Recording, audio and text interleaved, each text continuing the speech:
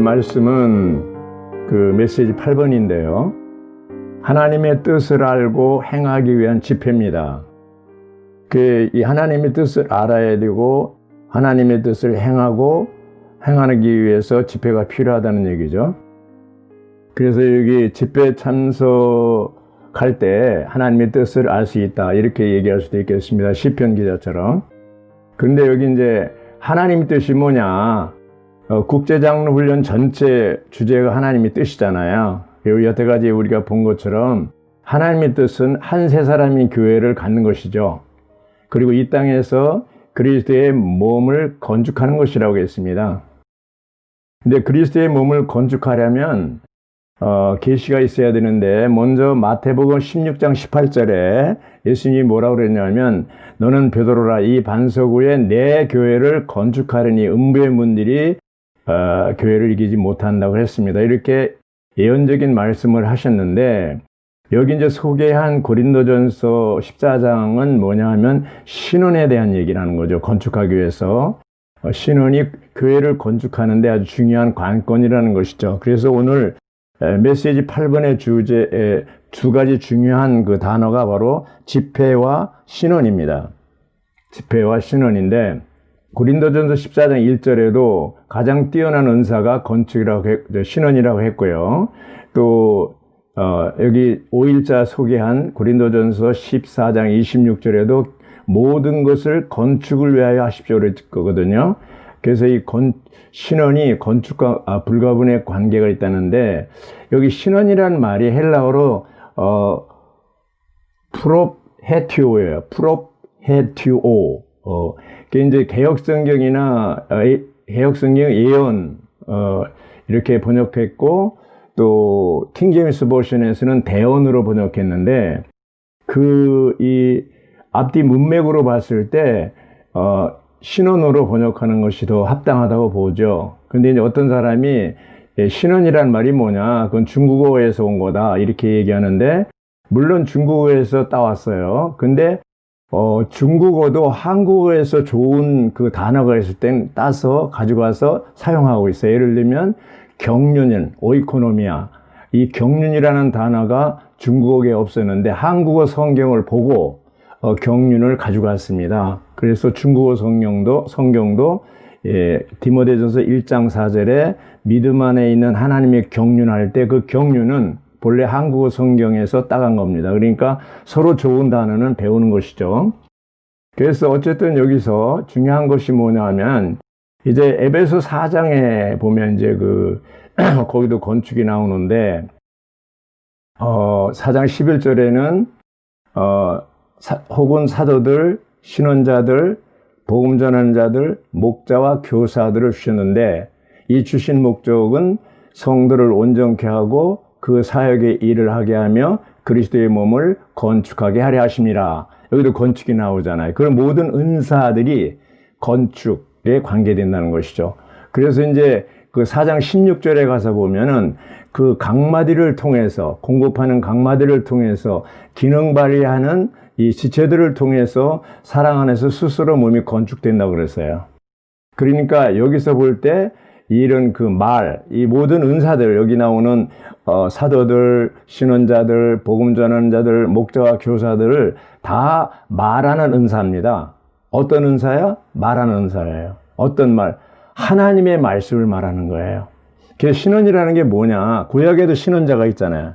신약에도 있고, 구약 이사야라든가 예레미야라든가 이런 다니엘, 에스겔 이런 신원자들은 뭐예요?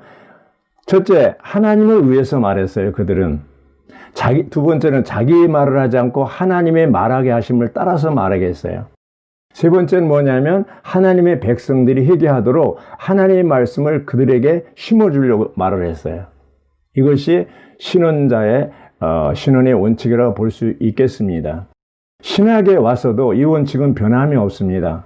여기 이제 고린도전서 14장에서 볼 때 26절에 보면 가지고 이렇게 해서 쭉 얘기잖아요. 아까 자매님이 교통하신 대로 가지고 있고라고 했는데, 이것은 뭐냐면 신원 집회에 오기 전에 이미 그때 와서 가지는 게 아니고 가지고 참석한다는 것이죠. 이건 마치 뭐와 같으냐 하면은, 우리가 애찬을 준비해 가잖아요, 각자가. 그건 미리 애찬을 준비해 가서, 식사 시간에 그 준비한 애찬, 반찬을 쭉 늘어놓으면, 그걸 이제 지체들이 그걸 이제 누리잖아요.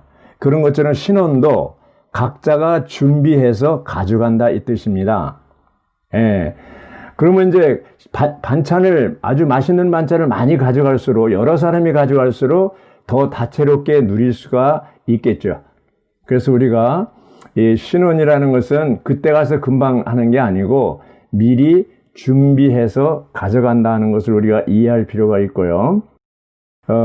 근데 여기 이제, 히브리서 10장 25절에 보면요. 어떤 사람들에게 있는 습관처럼 우리 자신의 모임을 포기하지 말고 이렇게 됐습니다.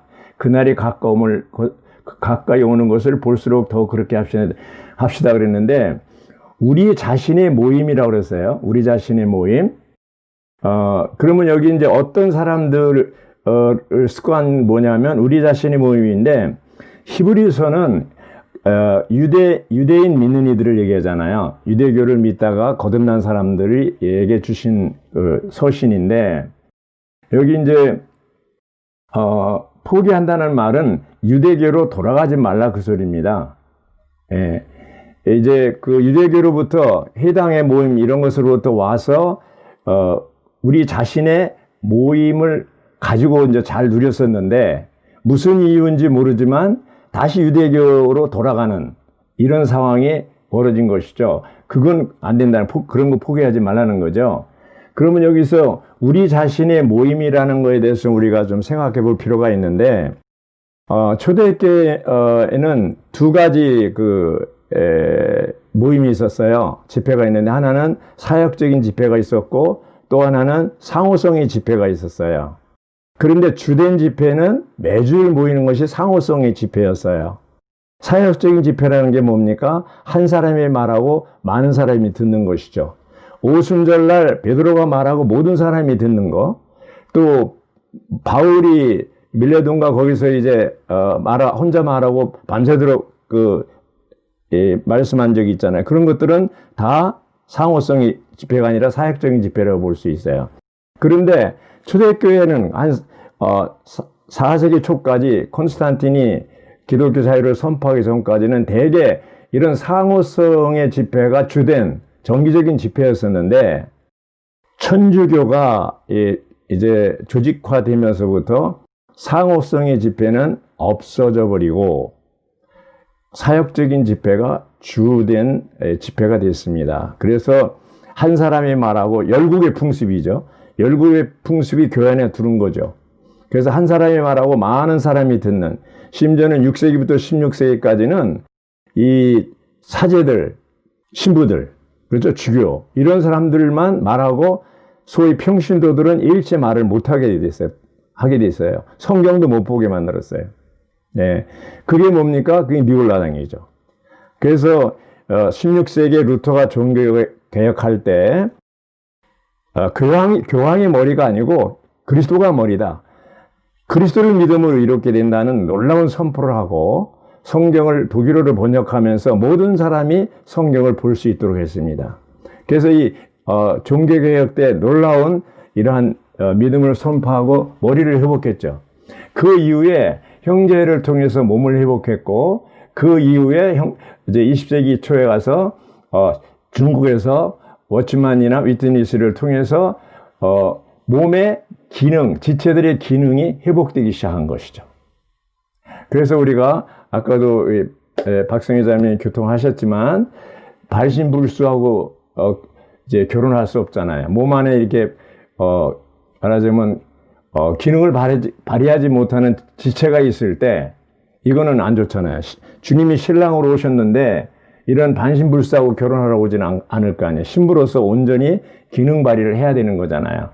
그래서 여기 신혼 할 때 아주 우리가 주의해야 될 것은, 바울도 고린도서 14장에서 신혼을 강조했는데, 고린도 교회는 항구 도시입니다. 국제 도시인데 거기에 많은 외국 사람들이 들어와 있기 때문에 다른 언어들을 사용했어요. 그러니까 각자 자기 나라 말을 막 시부렁거리니까 못 알아듣는 거예요. 그러니까 이런 혼란이 일어나니까 바울이 1만 마디 방언보다 다른 언어보다 5마디 신원이 더 알아듣는 5마디가 더 중요하다 하면서 신원을 특별히 고린도 교회에 강조한 거예요. 그래서 이러한 그 신원을 통해서 교회가 건축을 하는데, 또 우리에게 주신 은사가 이런 신원자들, 하나님의 말씀을 말해내는 사람들을 일으켜 세우는 건데, 그 오늘날 기독교는 뭐예요? 천주교에 답습해가지고 개신교도 여전히 한 사람이 말하고 많은 사람이 듣는 이러한 것을 하고 있잖아요. 그것이 정기 집회잖아요. 주의 회복은 뭡니까? 여기 있는 히브리서 10장 25절에 있는 것처럼 우리 자신의 모임, 우리 자신의 집회를 회복하는 것입니다. 아멘. 그래서 우리는 이것을 포기해서는 안 돼요. 사역적인, 비정기적인 사역 집회가 중요한 게 아니고 정기적인 상호성의 집회, 서로 말하고 서로 듣는 이 상호성의 집회를 회복하는 것이 중요합니다. 아멘. 근데 이것을 어디서 했느냐? 바로 각 집에서, 이 집 저 집에서 했어요. 자, 한번 묻겠습니다. 오순절날, 사도행전 2장 오순절날 성령이 임했어요? 그 성령이 어디에 임했습니까? 예루살렘 성전에 임했습니까? 아니면 가정에 임했습니까? 바로 마가의 다락방에 임했습니다. 마가의 집에 임한 거예요. 예. 그 이후로 모임도 보면 이 집 저 집에서 from house to house, 이 집 저 집에서 모였어요. 성전에서라도 있는데 그것은 AD 70년 성전이 파괴되기 전까지 잠시 모인 거지 거의 주된 모임은 성전이 아니에요. 그래서 요즘에 코로나 바이러스 때문에 우리가 집회소에서 못 모이기 때문에 굉장히 이제 어떻게 보면 언제나 모이나 하는데 어찌 보면은 이것이 주님의 주권인 것 같아요. 우리의 습관을 바꿔주는 것 같아요. 가정 중심으로. 집회소 중심에서 가정 중심으로 바꿔주는. 지금 각 가정에서 지금 어쨌든 전화로 하지만 각 가정에서 듣고 계시 집회하는 거잖아요. 그러니까 성당이나 그 예배당이나 천주교 성당이나 또 신하고 유대교 회당이나 또 집회소나 여기도 기능이 있지만 중요한 것은 뭐냐면 가정에서 모이는 거예요. 자, 고린도 교회가 여기 이제 고린도전서 14장에 나오는데 어디서 모인지 아십니까? 고린도전서에 보면요. 16장 19절에 보면 아굴라와 브리스가 이 집에서 모였다고 그랬어요. 로마 교회도 어디서 모였어요? 바로 브리스기라와 아굴라의 집에서 모였다고 그랬어요. 로마서 16장 5절에 보면. 사도행전 28장에 바울이 제수의 몸으로 로마에 갇혔을 때 어디 있었냐? 새 집을 얻어서 2년 동안 왕국보험을 전했을 때 이제 아무도 막는 사람이 없다고 그랬어요. 새 집. 그 집에서 가르쳤어요. 그 집에서 가르친 그 진리가 로마 제국을 뿌리째 흔들어 버렸어요. 결국 복음이 로마 제국을 이겼죠. 이런 걸 볼 때 우리가 가정에서 1대1로 목양하고 또 활력그룹을 모이고 이렇게 해야 되는데 여기 이제 에클레시아라는 말을 한번 생각해 보죠. 에클레시아라는 말은 하나님께서 부르심 받은 자들의 모임 혹은 무리라고 그랬잖아요. 이거는 물질적인 성전이 아니잖아요. 사람이잖아요. 구약시대는 하나님의 성소, 하나님의 처소가 벽돌로 된 것이 물질적인 곳이었지만 신약시대에는 예수님이 뭐라 했어요? 요한복음 2장 21절에서 이 성전을 헐라 내가 사흘 만에 다시 지으리라. 그리고 자기 육체를 얘기한다고 그랬어요. 자기 육체를 헐라 사흘 만에 부활하겠다 이 얘기잖아요. 또 고린도전서 3장 16절에 보면 이 성령의 전이라고 그랬어요. 예? 여러분의 영이 하나님의 영이 여러분 안에 거하신 줄 알지 못하느냐. 그러니까 신약에 와서는 사람이 성전이라니까요. 예수님이 성전이고 교회가 성전이에요. 자, 우리는 집회 모인다고 그럴 때 꼭 집회소에서 모이는 것이 모임이 아니고 집회가 아니고 여기서 말할 때 집회는 사람이 모이는 곳이라면 가정이든 산이든 들이든 어디든지 상관없다는 거예요. 사람이 모이는 곳이 바로 에클레시아라는 거죠. 우리 관념을 바꿔야 돼요. 자, 중국에는 기독교 탄압하잖아요. 상해교회가 있어요. 상해교회는 그 도시마다 중국은 큰 나라이기 때문에 인구가 많기 때문에 성마다 다른데 상해 교회는 20명 이상 못 모이게 했어요. 그러니까 불갑을 하나님이 정하신 길을 가게 만들었어요.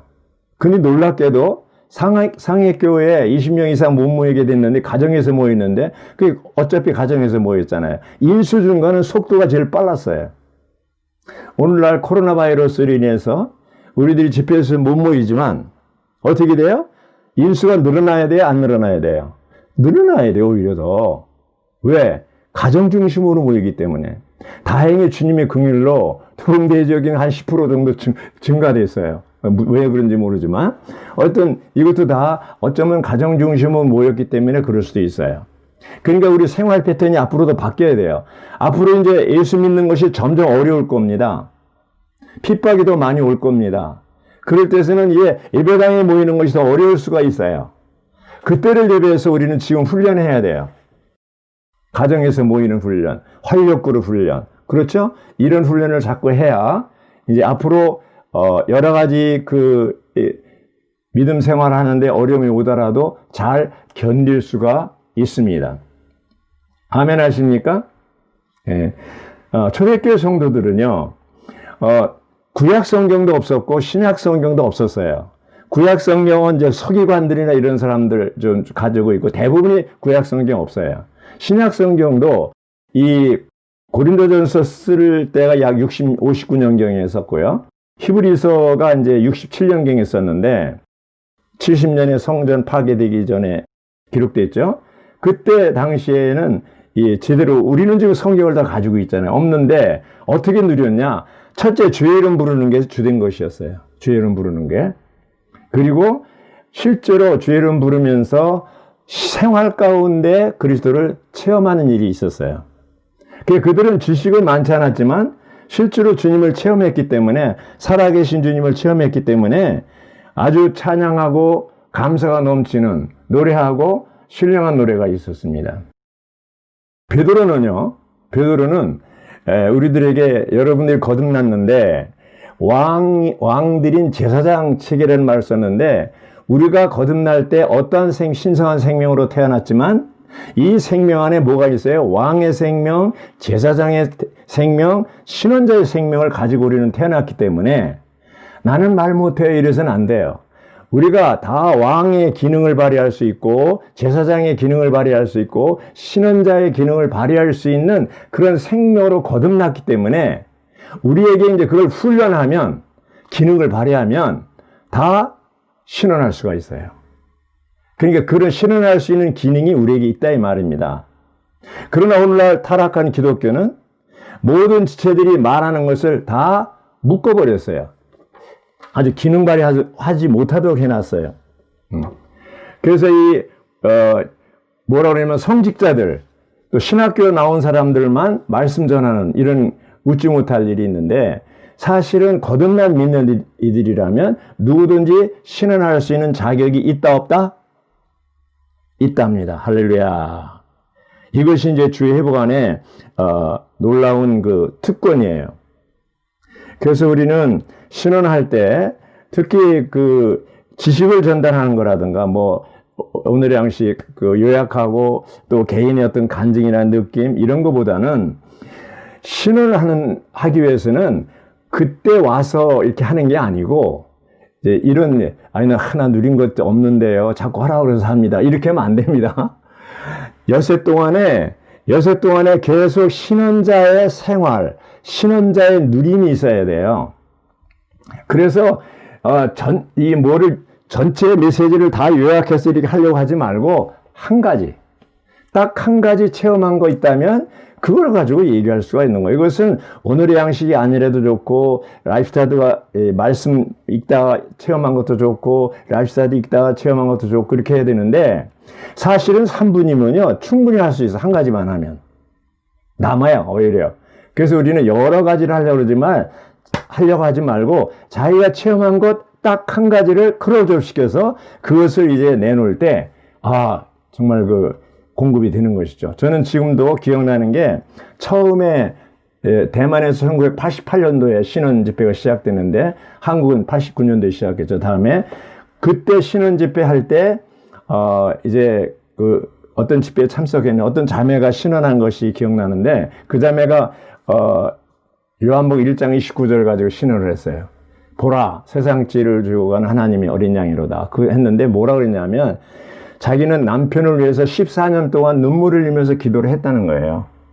근데 안 들어주시더라는 거예요. 기도가 안 이루어지더라는 거예요. 그래서 어느 날 요한복음 1장 29절을 보는데, 보라, 세상 죄를 지고 가는 하나님의 어린 양을 보라. 그래서 그 보라에 대해서 계시가 와가지고 남편을 바라보던 시선을 바꿔서 어린 양을 보기 시작했다는 거예요.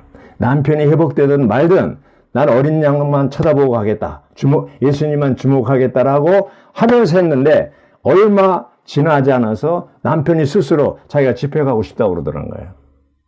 그래서 오늘 남편이 처음으로 자기 옆에 앉아 있다고 그러면서 눈물로 이렇게 신원하는 것이 기억났습니다. 지금도 기억하고 있습니다. 그러니까 그 남편이 일어나서 내가 바로 그놈입니다 해가지고 해서 막 웃고 그랬는데, 어쨌든 그 말씀 하나를 자기가 받아들일 때, 제가 그때 받은 인상은 내가 잘하는 말씀인데 저 자매님은 저 말씀을 저렇게 받아들이고 신원했구나.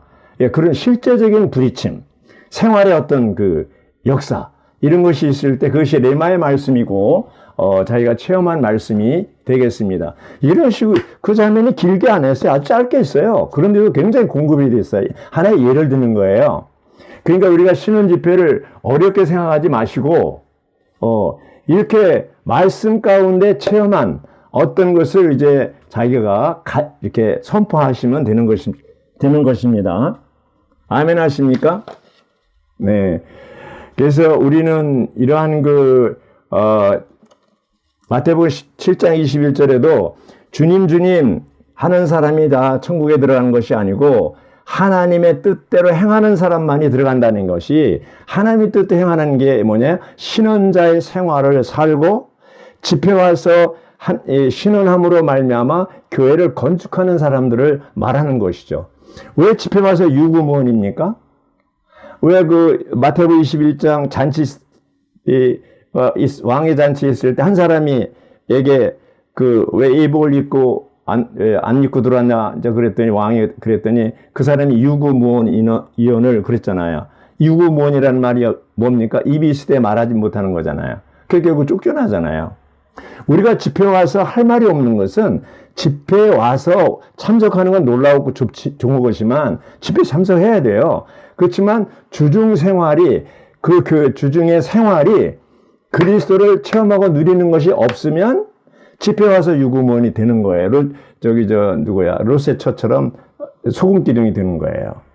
그러면 그걸 우리가 안 하려면 어떻게 되냐? 신원자의 생활을 해야 된다는 것이죠. 신원자의 생활. 그건 뭡니까? 말씀을 가지고 한 말씀이라도 자기가 체험하고 그걸 기도하고 누리고 이렇게 했을 때, 그런 것이 정말 자기에게 느껴질 때 여러분들은 먼저 그분의 왕국과 그분의 의를 구하십시오. 그리하면 이 모든 것을 여러분에게 더하실 것입니다. 이게 제가 인생 요절이라고 그랬잖아요. 저는 이 말씀 가지고 지금까지 살았는데 정말 이것은 10번, 100번을 간증할 수가 있어요. 이건 정말 살아있는 말씀이고 제 체험 가운데서 확실한 말씀이에요. 먼저 구할 것. 나머지는 의식주 문제잖아요. 이 모든 것을 여러분에게 더한다는 것은 의식주 문제잖아요. 우리 건강 문제잖아요. 다 주님이 책임져 주시는 것이에요. 먼저 하나님이 원하는 것을 기도할 때, 먼저 삼위 하나님의 어떠함, 아버지 이름, 또 왕국, 하나님의 뜻, 이런 것을 구할 때 나머지 일용할 양식은 자동적으로 공급해 주시는 것이죠. 그래서 우리가 많은 사람들이 이 앞에 것, 먼저 할 것은 안 하고 뒤에 것만 구하니까 안 들어주시는 거예요. 안 들어주시는 거예요. 그래서 우리가 이 영적 생활에서 중요한 것은 이런 주님이 원하는 것을 먼저 구하고, 정말 이렇게 할 때 성경 지식 많이 몰라도 돼요. 한 구절만 자기가 체험하면 되는 거예요. 그거 가지고 집회 와서 한마디 하면 그게 엄청나게 공급이 되는 거예요. 이거 나는 성경을 몰라서 그러지 마십시오. 오히려 성경 모르고 한 구절만 한 사람이 더 레마의 말씀이에요. 그게 더. 그래서 우리가 이 성경적인 집회 방식대로 상호성이 지폐를 회복하는 문제, 그리고 집회 와서 다 모든 지체가 한마디씩 선포하는 문제, 이런 것이 회복돼야만 주님이 다시 오시고, 이것이 바로 한 세 사람이고 신부로 단장되는 겁니다. 주님이 신랑으로 오실 때 모든 지체가 기능 발휘하는 온전한 신부로서 기능 발휘하는 이러한 몸이 건축될 때 주님은 신랑으로 오셔서 영접할 것입니다. 주님을 찬양합니다. 아멘.